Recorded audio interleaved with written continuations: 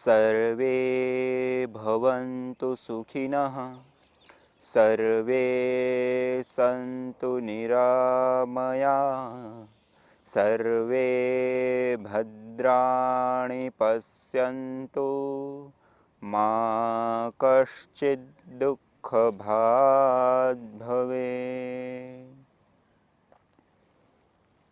सर्वरक्षक परम पिता परमात्मा को प्रणाम करते हुए आइए हम वेदों में जो श्रेष्ठ ज्ञान यज्ञ के बारे में बताया था उसके ऊपर हम चर्चा कर रहे थे। और उस ज्ञान में जो यज्ञ का विधान है, वो जो यज्ञ हैं वो कई सारे प्रकार के हैं। और उसमें जो अग्निहोत्र हैं जो हर व्यक्ति अपना सकता है, हर व्यक्ति कर सकता है और इसका सर्वोच्च लाभ उठा सकता है। तो ऐसा जो यज्ञ है उसको हम अग्निहोत्र कहते हैं, हवन कहते हैं। तो वो जो अग्निहोत्र है उसी के ऊपर हम देख रहे थे। और महर्षि दयानंद सरस्वती जी ने जो अग्निहोत्र को एक दैनिक अग्निहोत्र के रूप में जो उन्होंने एक दृष्टिकोण दिया, उसके लिए जो एक निश्चित मंत्रोच्चारण इत्यादि की विधि दी, वह अपने आप में एक पूरी एक सिस्टमेटिक ढंग से एक विशेष है। और उस वेद मंत्रों में जो ज्ञान छिपा है वह ज्ञान भी अपने आप में एक श्रेष्ठ ज्ञान लेकर के हैं। अर्थात हम जो अपने जीवन को जीते हैं उसमें चाहे योग दर्शन हो, चाहे कोई भी ऋषि शास्त्र रचते हैं, उन सब जगहों पर धर्म का आचरण करने के लिए हमको कहा जाता है कि धार्मिक बनिए, धर्म का आचरण कीजिए। जब धर्म का आचरण करेंगे तो हमारे जीवन में दिन प्रतिदिन उज्ज्वलता आएगी, सुख आएगा, शांति आएगी, समृद्धि आएगी, राष्ट्र की उन्नति होगी। सब जगह पर सुख, शांति और सद्भावनाओं का संचार हमको देखने को मिलेगा। ये है धर्म। जो धर्म वैसे हम लोग, कई लोगों को ऐसा लगता है कि एक बंधन, कि ये करो ये ना करो। वास्तव में ऐसी चीज़ नहीं है। वास्तव में धर्म वो कर्म की श्रेणी है, वो कर्म की गिनती है कि जिन कर्मों को करने से सुख, शांति, समृद्धि, ऐश्वर्य, सद्भावनाएं बढ़ती हैं, जिसमें अंततः गत्व हमारा और इस समष्टि का, सब जीवों का, जिसमें कल्याण छिपा हुआ है, वह है धर्म। और वो जो धर्म है उसमें हम जो यज्ञ करते हैं उसको भी एक धार्मिक कर्म कहा गया है। और ये जो धर्म का कर्म है वो सबके लिए हितकर होता है, सबके लिए श्रेष्ठ कर होता है, सबका कल्याण करने वाला होता है। इसलिए जो ये वेद रूपी ज्ञान है वह ज्ञान अपने आप में एक परिपूर्ण है। और वो जो ज्ञान है वो, जैसे हम धार्मिक कार्य कहते हैं, उसमें एक आता है स्वाध्याय। जैसे यम नियम को ही ले तो उसमें ही, जैसे आपको पहले ही मैंने बताया, यम नियम जो 8 होते हैं उसमें 5 यम और 5 नियम होते हैं। उसमें 5 नियम सोच, संतोष, तप और स्वाध्याय, और फिर ईश्वर प्रणिधान। तो ये जो स्वाध्याय हैं वो हम यज्ञ हवन को जब अपनाते हैं तो स्वाभाविक रूप से हम अपने जीवन में स्वाध्याय को अपनाते हैं। और ये जो 3 मंत्र है, जैसे हम जल सिंचन का देख रहे थे, तो जब जल प्रसेचन करते हैं, अर्थात यज्ञ कुंड के चारों ओर जल प्रसेचन किया जाता है, जल डाला जाता है, तो उसके पीछे कई सारे अर्थ लिए जाते हैं, जैसे आपको बहुत सारा मैंने बताया था। और उससे अतिरिक्त जो उसके साथ हम वेद मंत्र बोल रहे हैं, उस वेद मंत्र के माध्यम से हम जो प्रभु से प्रार्थना करते हैं, प्रभु से जो कामना करते हैं, वो है ओम अदिते अनुमन्यस्व, ओम अनुमते अनुमन्यस्व, ओम सरस्वते अनुमन्यस्व। अर्थात हे प्रभु, आप हमको ऐसी मति दीजिए, ऐसी बुद्धि दीजिए, ऐसी विद्याएं दीजिए कि जिसको प्राप्त करके हम अपने आप में तृप्त हो जाए, संतुष्ट हो जाए, सुखी होए, और इस संसार का भी कल्याण। जैसे आज हम वर्तमान का जो जीवन जी रहे हैं उसमें जो भौतिक उपकरणों का हम प्रयोग करते हैं या भौतिक संसाधनों का, कपड़े लते, जूते, टीवी, या फिर जो भी हम अन्य सामग्री हैं, वस्तुएं हैं, उनका जो हम प्रयोग करते हैं, उसके पीछे यदि देखें तो ये जो प्रकृति है जिसके कारण से हमारा यहाँ जीवन संभव है, जल, वायु, धरती, आकाश, ये सारी चीज़ें जो हैं उसी का एक संतुलन जब है, उसमें जब शुद्धिकरण है, सही है, तब तक हमारा जीवन यहाँ पर संभव है। लेकिन आज की हमारी जो दिनचर्या है, आज की दिनचर्या में हम जिन चीज़ों का प्रयोग करते हैं उसमें इतनी बड़ी मात्रा में हम प्रदूषण करते हैं कि वो जो प्रदूषण है वो आज हमारे लिए इतना घातक बन चुका है, अर्थात जो वस्तु हम कहते हैं ना कि सुविधा, आज हम विकास कहते हैं कि जितनी सुख सुविधाएं बढ़ती जाए उतना हम विकास मानते हैं, लेकिन आज का जो विकास है वो विकास नहीं, हमारा ही विनाश का कारण बन रहा है। आज हम जो सुख सुविधाएं लेते हैं उसके कारण से जो फैक्ट्रियां लगी हैं, जो वाहन व्यवस्था चल रही हैं, जो petrol diesel oil gas in सब चीज़ों का जो दहन होता है और उसके पीछे जो प्रदूषण होता है, उसके कारण आज पूरे विश्व में लाखों लोग मौत के मुंह में समा जाते हैं प्रति वर्ष। और भारत का ही आंकड़ा देखें तो 2015 की एक रिपोर्ट थी, उसके अनुसार 12 से 15 लाख लोग प्रति वर्ष प्रदूषण के कारण मौत के मुंह में समा जाते हैं। और चीन जैसे देशों में 20 लाख से ज़्यादा लोग प्रति वर्ष के आंकड़े हैं जो हमको विश्वास में भी नहीं आते, केवल इस प्रदूषण के कारण मरने वाले की जनसंख्या। और वो तो एक सामान्य बात होगी, लेकिन इससे भी अतिरिक्त पूरी वैश्विक पटल पर जो एक आमूलचूल वातावरण में परिवर्तन आ रहे हैं, जैसे हम ग्लोबल वार्मिंग की समस्या कहते हैं, ओजोन परत के क्षरण की समस्या कहते हैं। ओजोन परत के क्षरण की समस्या कितनी बड़ी समस्या है, आज पूरा विश्व उससे चिंतित है। आज पूरे विश्व के करीब 200 देशों के 2 से 2,500 वैज्ञानिक लोगों ने इस ग्लोबल वार्मिंग, ओजोन परत का क्षरण और वायु प्रदूषण को लेकर के सबको सचेत किया है। जिस तरीके से हम प्रदूषण आज फैला रहे हैं सुख सुविधाओं को लेने के लिए, वो जो सुख सुविधाएं हैं वो आज हमारे लिए है, लेकिन आने वाली पीढ़ियों के लिए तो पता भी नहीं चलेगा कि मनुष्य का भी यहाँ पे रहना संभव है या नहीं।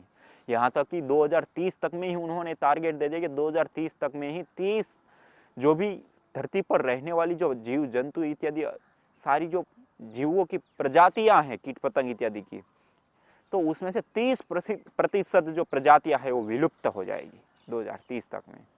और जो ग्लेशियर जमे हैं, अर्थात जो पानी जमे हुए हैं उच्च विभागों में जहाँ पे ठंडे प्रदेश है, वो जो ग्लेशियर है वो इतनी तेजी से आज पिघल रहे हैं जिसके कारण जो नदियों का बहाव है वो आने वाले समय में बंद हो जाएंगे। और आज भी जो बहाव जितनी मात्रा में पानी का होता था उसका कई प्रतिशत तो ऐसा इलाके हैं जहाँ पे वो जो नदियाँ हैं सूख चुकी हैं, लेकिन आज भी वो दिन प्रतिदिन बढ़ता चला जा रहा है। और एक दिन ऐसा आएगा कि 1 अरब लोगों को पीने के पानी के अभाव के कारण अपने स्थान को छोड़ना पड़ेगा। मानी स्थानांतरण, एक आमूलचूल परिवर्तन आएगा स्थानांतरण की स्थिति में, यदि आज हम नहीं संभले तो। इतनी बड़ी मात्रा में प्रदूषण हो रहा है और समुद्र की तलहटी का जो पानी है, जल स्तर है, वो इतना तेजी से बढ़ रहा है क्योंकि जो पानी ग्लेशियरों में समाया हुआ है वो सारा पिघल करके समुद्र में आ रहा है। तो यह पूरी प्रकृति में जो विभिन्न प्रकार के आमूलचूल परिवर्तन हो रहे हैं, उन परिवर्तनों के पीछे मानव समाज तो प्रभावित हो रहा है वर्तमान में, लेकिन इससे अतिरिक्त जो अन्य कीट पतंग पशु पक्षी या अन्य जो प्रजातियां है उसके ऊपर भी बहुत बड़ा संकट हम बन रहे हैं, संकट बना रहे हैं। और उससे अतिरिक्त ये सारी जो भू संपदाएं हैं, ये सारी जो सारा जो वातावरण है उसके ऊपर भी हम एक ऐसा कर्म करने जा रहे हैं कि आने वाली जो हमारी पीढ़ियां हैं उनके लिए जीवन भी यहाँ पे संभव होगा, तो वो भी एक क्वेश्चन मार्क लग जाएगा। क्योंकि इतनी बड़ी मात्रा में प्रदूषण हो रहा है कि हम कल्पना नहीं कर सकते। और जब इसके रिपोर्ट आप देखेंगे तो आपका रूप कांप जाएगा कि इतनी बड़ी मात्रा में हम प्रदूषण, आज हम जो बिजली का प्रयोग करते हैं, घर में छोटा मोटा जो काम करते हैं वहाँ सब जगह पे, उस बिजली के कारण ही पूरी दुनिया में 40% से भी ज़्यादा प्रदूषण जो है वो केवल हम बिजली का प्रयोग करते हैं उसके कारण है। तो कम से कम हम यहाँ से शुरुआत करें कि हम अपने घर में जो बिजली का प्रयोग करते हैं, जो संसाधनों का प्रयोग करते हैं, उनका कम से कम प्रयोग करें, या अतिरिक्त जो व्यर्थ का प्रयोग हो रहा है बिजली का उसको रोके। जब तक काम है तब तक लाइट जलाए, फिर बंद कर दे। अतिरिक्त जो दूसरी जगह पे इसी प्रकार की जो आवश्यकता है उसी के अनुसार बिजली का प्रयोग करें और उस बिजली को रोके, तो उससे भी हम बहुत बड़ी मात्रा में इस वायु प्रदूषण को रोकने में सहयोगी बनेंगे। जब तक हो सके तब तक हम जो वाहन व्यवस्था में हम आगे बढ़ते हैं, तो वाहन व्यवस्था में हम ज़्यादातर पसंद करते हैं हमारा पर्सनल बाइक हो, पर्सनल गाड़ी हो, और हम यहाँ से एक जगह से दूसरी जगह पे जाते हैं तो उसमें हम जाते हैं, तो वहाँ क्या होता है, हम स्वयं एक गाड़ी लेकर के जाते तो ज़्यादा हम तेल फूंक देते हैं। लेकिन जब हम सार्वजनिक वाहन होता है, ट्रेन है, बस हैं, उसमें जाते हैं तो बहुत न्यून मात्रा में पेट्रोल डीजल का खर्च आता है, या फिर उसका जो प्रदूषण से वो होता है, और ज़्यादा लोग एक जगह से दूसरी जगह पे जा पाते हैं। तो वहाँ पे भी हम अपनी शुरुआत कर सकते हैं कि जब हमको ऐसी कोई जगह पे जाना है, यदि वहाँ पे वाहन व्यवस्था उपलब्ध है तो हम अपना खुद का वाहन ना लिया, तो वहाँ से हमारा खर्च तो ज़्यादा बचेगा ही बचेगा, लेकिन उससे साथ साथ वायु प्रदूषण भी बचेगा। और इस प्रकार की छोटी छोटी जो चीज़ें होती हैं उनको देख करके हम अपनी ओर से व्यक्तिगत रूप से जितना हो सके उतना वायु प्रदूषण कम हो उसके लिए प्रयास करें। और जिन वस्तुओं का हम प्रयोग करते हैं उसका पूरी तरह से प्रयोग करें कि हम नया खरीदते जा रहे हैं और फेंकते चले जा रहे हैं, ऐसा ना करें। जब इससे बचेंगे तो वायु प्रदूषण भी कम होगा, और ये जो आने वाले जो परिवर्तन हैं वो परिवर्तनों से हम बचेंगे। और ये जो वायु में जो प्रदूषण हो रहे हैं, वायु का जो प्रदूषण हो रहा है या भूमि का प्रदूषण हो रहा है, इन सारे प्रदूषण के पीछे जो एक ऐसी भयावह स्थिति बन रही है जो देवी आपदाओं को जन्म देती है, जैसे भूकंप, अतिवृष्टि, अनावृष्टि, वात चक्र, या ऐसी जो देवी आपदाएं हैं। आज हम वर्तमान में देखते हैं भारत में ही हर वर्ष कहीं ना कहीं भूकंप, कहीं ना कहीं बाढ़, और ऐसे इतने सारे उदाहरण हमको मिल जाते हैं। तो वहाँ लाखों लोग प्रभावित होते हैं, हजारों लोग मर जाते हैं, और पूरी दुनिया में पता नहीं कितने लोग इससे प्रभावित होते होंगे, कितने लोग इसके कारण मर जाते हो, मौत के मुंह में समा जाते होंगे। लेकिन उसका कारण कौन है? उसके पीछे देखेंगे तो हम ही उसका कारण है, हर व्यक्ति उसका कारण है जो प्रदूषण फैला रहा है, जो इस प्रकृति का संरक्षण के लिए ना देख करके केवल अपनी सुविधाओं के लिए फैक्ट्रियां लगाता चला जा रहा है, कंपनियां लगाता चला जा रहा है, या फिर वाहन व्यवस्थाएं बढ़ाता चला जा रहा है। इसके पीछे कारण तो हम ही लोग हैं। तो हम संभले, हम अपना ध्यान करें कि हम इस विकास की ओर नहीं, अपने ही विनाश की ओर हम जा रहे हैं। इससे हम बाहर आए, और उससे बाहर आने के लिए क्या करें? एक तो छोटी मोटी ये जो आपको बताई उन चीज़ों का हम ध्यान रखें। दूसरा कि जो वायु प्रदूषण हम कर चुके हैं उससे हम कैसे बचें और उसको कैसे हम नष्ट कर सकते हैं। जैसे हम वायु में प्रदूषण फैल चुका है, लेकिन उसको नष्ट हम कैसे करेंगे? यदि उसको नष्ट करना है तो उसके लिए हमको हवन अपनाना पड़ेगा, यज्ञ अपनाना पड़ेगा। और हमारी ये भारतीय संस्कृति में जो हवन है, यज्ञ है, वो करोड़ों करोड़ों साल पुरानी ये परंपरा है, और इसमें इतना बड़ा विज्ञान छुपा हुआ है कि आज पूरे विश्व के सामने जो ये बड़ी बड़ी चुनौतियां हैं, ग्लोबल वार्मिंग की, वायु प्रदूषण की, बैक्टीरियल वायरल डिजीज की, या वायु प्रदूषण की, जल प्रदूषण की, ये सारी की सारी जो समस्याएं हैं उनका आज हमारे सामने कोई सटीक इलाज है, एक मसाल की तरह कोई संसाधन हमारे सामने हैं उसके समाधान के रूप में। तो वह है यज्ञ, वह है हवन। उस हवन को अपनाने से वायु शुद्ध होती है, वायु में एक प्राणदायी, एक सशक्त शक्ति का संचार होता है, ऊर्जावान वायु का संचार होता है। उसी के साथ साथ जल प्रदूषण भी दूर होता है, भूमि प्रदूषण भी दूर होता है, भूमि की उर्वरक शक्ति बढ़ जाती है। तो ये कितना बड़ा अपने आप में एक विशेष चीज है। और ये जो यज्ञ है वो कृषि के लिए भी एक वरदान साबित हुआ है। आज अलग अलग जगहों पे अलग अलग वैज्ञानिक लोगों ने, जो यज्ञ प्रेमी लोग हैं, उन्होंने जो यज्ञ के आधार कृषि की, खेती की, तो जो पेस्टिसाइड इत्यादि खाद और कीटनाशकों का प्रयोग करके जो खेती होती है उससे कई गुना ज़्यादा अच्छी खेती और उर्वरक जमीन भी बनी उस यज्ञ पद्धति के माध्यम से जब कृषि की गई। तो आप इसके रूप में भी हम प्रयोग कर सकते हैं कि जो हवन है उसको हम जो भी कृषि कर रहे हैं, खेती कर रहे हैं, उस खेती में इस हवन का प्रयोग करें। अर्थात जो खेती करते हैं उस खेत पे हम हर रोज सुबह शाम हवन करें, तो उससे जो वहाँ का वातावरण है उसमें जो जहर घुला हुआ है वो जहर नष्ट हो जाता है और उस फसल को एक अनुकूल वातावरण मिलता है। और कई बार तो ऐसा होता है कि व्यक्ति बहुत अच्छी फसल हो जाती है और अंत में फूल आते हैं, जो फूल आने के बाद उसमें फल बनते हैं और वो फूल ही एक साथ गिर जाते हैं। ऐसी एक कोई रोग लग जाता है, ऐसा कोई वायु इसको लग जाती है, तो उसमें एक जहरीली वायु होती है, उसके कारण ये चीज़ होती है। और जहाँ पे नीचे प्रति हवन होता है वहाँ की फसलों में, जो फसलों में आने वाले रोग है वो रोग नहीं होते हैं।